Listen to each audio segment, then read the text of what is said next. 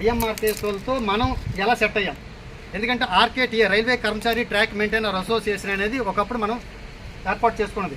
ఎందుకంటే ఒక్కొక్క డిపార్ట్మెంటు ఒక్కొక్క అసోసియేషన్ ఏర్పాటు చేసుకొని వాళ్ళ అభివృద్ధికి మార్గంలో వాళ్ళు వెళుతూ ఉంటే మనలో ఎందుకు యూనిటీ ఉండకూడదు, మన హక్కులకు మనం ఎందుకు పోరాడకూడదనే ఉద్దేశంతో మనం ఒక అసోసియేషన్ అనేది ఆల్ ఇండియా లెవెల్లో ఏర్పాటు చేసుకోవడం జరిగింది.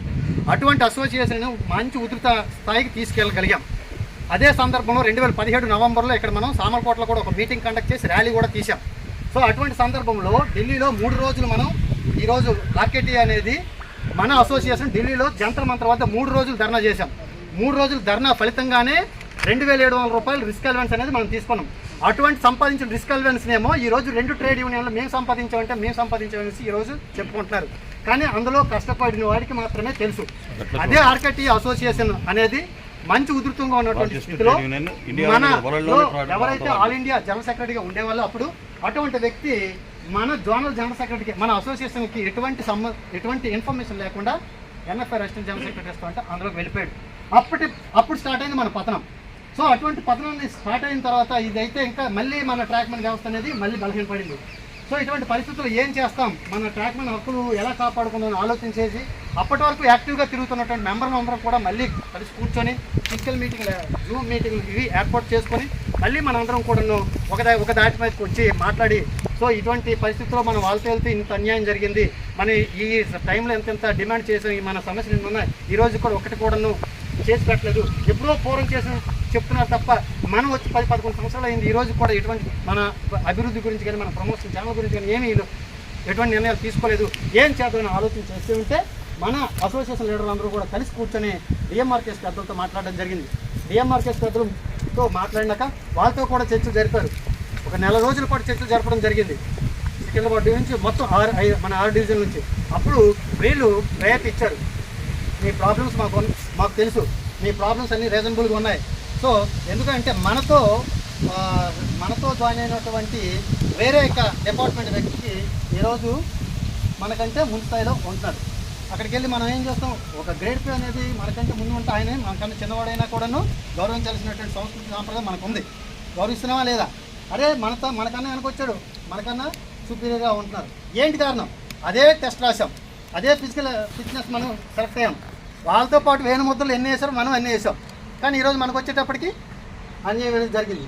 సో ఇటువంటి సందర్భంలో మనకు జరుగుతున్నటువంటి అన్యాయాలను డిఎంఆర్కేఎస్, బిఎంఎస్, బీఆర్ఎంఎస్ పెద్దల ముందు పెట్టడం జరిగింది. దానికి వాళ్ళందరూ ఓకే చెప్పడం జరిగింది. వాళ్ళు కూడా మేమేదో ఇప్పుడు ఎలక్షన్ తాయిలాలని ఇచ్చేసి మేము గ్యారంటీ ఇచ్చే పరిస్థితిలో మేము ఇవి చేయగలం, ఇందులో రీజన్ ఉన్నది, దీనికి మేము పోరాటం అయితే చేస్తాం, ఈరోజు గెలవకపోతే తర్వాత విషయం అది, కానీ మేమైతే వీటికి హామీ ఇస్తున్నామని చెప్పడంతో మనం సంతృప్తి చెందాం. అప్పుడు సంతృప్తి చెందిన తర్వాత మన అసోసియేషన్ పెద్దలందరూ కూడా డిఎంఆర్కేఎస్తో జతకట్టడం జరిగింది. అందులో భాగంగానే ఈరోజు మన డిమాండ్ చాలా పెట్టడం జరిగింది. ఏంటి అంటే మనకి LDC to open to all అని అడిగాం, దానికి ఓకే అన్నారు. సార్ అదేవిధంగా నైట్ పెట్రోల్ ఇద్దరు మనుషులను అడిగాం. నైట్ పెట్రోల్ గురించి ఆర్కేటీఏ అసోసియేషన్ అనేది మన సికింద్రాబాద్ డివిజన్లో సికింద్రాబాద్ జోన్లో మనం ధర్నా చేస్తే మన అప్పలస్వామిని అరెస్ట్ చేశారు. అరెస్ట్ చేసిన తర్వాత ఇదే పెద్ద అప్పుడు ఆర్కేటీఏకి ఉన్నటువంటి గణేశ్వర కనీసం మాట్లాడుకుంటూ వెళ్ళిపోయారు. ఆ వ్యక్తిని అరెస్ట్ చేసిన తర్వాత కోర్టుకి 50 రూపాయలు ఫైన్ కట్టేసి బయటకు విడిపించుకుని రావాల్సిన పరిస్థితి ఏర్పడింది. ఎందుకు ఆయన ఆ వ్యక్తి డ్యూటీ చేసుకోలేడా? ఎందుకు కష్టపడ్డాడు? మన యొక్క హక్కుల గురించి ఆ రోజు మనం అక్కడ ధర్నా చేస్తే మన ధర్నాన్ని విఫలం చేయడానికి చాలా ప్రయత్నం చేసి అరెస్ట్ చేయడం జరిగింది. మిత్రులారా, అదే కోవలు ఈరోజు మీకు నేను ఎందుకు ఒక ట్రాక్మెన్ సోదరుడిగా మీ ముందుకు రావడం జరిగింది. ఎందుకు అంటే అందరూ రాలేరు. ఎందుకంటే ఈరోజు మనకు భయం, physical harassment, mental harassment, torture. ఇక్కడ పగలల్లో ఇక్కడ మనం పని చేస్తాం, ఇదే పనిలో మనకి హెరాస్మెంట్ చేస్తే ఇంటికెళ్ళి అదే ఆలోచిస్తాం, మన భార్య పిల్లలు మనకు లేరా, మన అభివృద్ధి మనకు వద్దా? సో ఇటువంటి సందర్భంలో ఎవరు రాకపోయినా మేము ఒకటే చెప్తాం, మన మిత్రులకు అందరికీ ఒకటే చెప్తున్నాం, మీరు ఉండండి. మనకు జరిగేది సీక్రెట్ బ్యాలెట్ ఎలక్షన్. ఈ ఎలక్షన్ జనరల్ ఎలక్షన్ అయితే ఎలా జరుగుతుందో అదే పద్ధతిలో పకడ్బందీగా జరగడం అనేది జరుగుతుంది. ఓటుతో బుద్ధి చెప్పండి, మన హక్కులు మనం కాపాడుకుందాం, డిఎంఆర్కే సపోర్ట్ మనం తీసుకుందాం అనే ఉద్దేశంతో ముందుకు రావడం జరిగింది. ఇంకొక విషయం మీకు చెప్పాలి, మన డిమాండ్ పెట్టాం, నైట్ పెట్రోల్ ఇద్దరు కావాలన్నాం, మన నైట్ పెట్రోల్ షెడ్ల గురించి అడిగాం, మరి అదేవిధంగా సైకిల్ మెయింటెనెన్స్ అలవెన్స్ అడిగాం.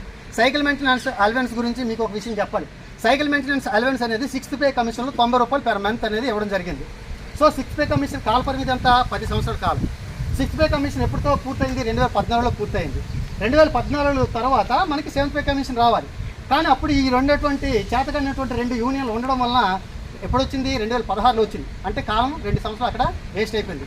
2016లో వచ్చినటువంటి pay commission 7th pay commission, 2016 నుండి 2026 వరకు 7th పే కమిషన్ ఉంది. అయితే మనం సైకిల్ మెయింటెనెన్స్ అలవెన్స్ అనేది ఏ కమిషన్లో చెప్పడం జరిగింది? 6th పే కమిషన్లో చెప్పడం జరిగింది. అంటే ఆ 10 సంవత్సరాల కాలం లాస్ అయ్యాం. తర్వాత 2 సంవత్సరాల కాల పరిమితి 12 సంవత్సరాలు లాసే. ఇప్పుడు 7th పే కమిషన్ వచ్చేసి 8 సంవత్సరాలు అయిపోయింది. 12 + 8 20 సంవత్సరాల కాలం పాటు మన సైకిల్ మెయింటెనెన్స్ అలవెన్స్ అని మన జోన్లో రావట్లేదు. ఇదే విషయం మీద నేను మన పెద్దలతో డేమార్కస్ పెద్దలతో వెళ్ళి పిసిపో గారిని కూడా కలవడం జరిగింది. మిగతా జోన్లో వస్తుంది. ఈస్ట్ కోస్ట్లో 2 డేస్ నేను పిసిపో గారికి వెళ్ళి చూపించాను. సార్ పలానా జోన్లో వస్తుంది, పలానా డివిజన్ వస్తుంది, నేను హార్డ్ కాపీలు కూడా ఇవ్వడం జరిగింది. సో అప్పుడు అక్కడ నాకు ఎదురైన ప్రశ్న ఏంటి తెలిసిన, ఏంటి ఇది మీకుందా, మీకు ఎంతవరకు అమలు కాకపోవడం కారణం ఏంటన్నా? ఏమో సార్, మా ట్రాక్ పైన వాడు పగలలో కష్టపడతారు, సాయంత్రం వచ్చేటప్పుడు మేము ఫిజికల్గా స్ట్రైన్ అయిపోయి ఉంటాం. ఇంకా మా హక్కుల గురించి కూడా మేము మాట్లాడే శక్తులు మాకు లేదు సార్, ఈరోజు అవకాశం ఉంది, రిప్రజెంటేటివ్ మీకు సరే చూస్తున్నాను. దీనికి ఇంకెక్కడైనా ఇస్తున్నారా అన్నారు. హార్డ్ కాపీలన్నీ చూపించాను.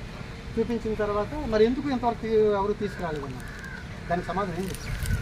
ఎవరు మన హక్కుల గురించి ఎందుకు మనకి ఈరోజు చూపుతున్నారు. మనం ఒక అడుగు ముందుకేసాం మన డిమాండ్ అంటే వెంటనే ఒక టైప్ చేస్తున్నారు, మనకు వాట్సాప్ గ్రూపుల్లో పెడుతున్నారు. నిజంగా అది ఇచ్చారా? నిజంగా ఇచ్చింది అయితే ఒక ఫోటో అయినా మనకు ఉండాలి.